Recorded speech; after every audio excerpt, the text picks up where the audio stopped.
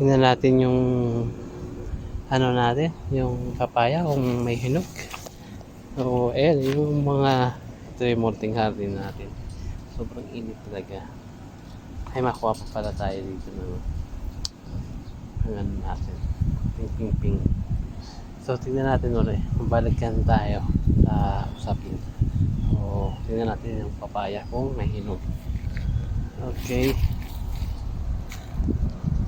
Yun, no? Oh, may hinog, oh. Ayan, oh. Papatihin natin. At, ayun, yan, ayaputuhin na natin. Baka, kainin pa ng ano, ipon. Oh, patayin na natin. Patayin natin. Okay.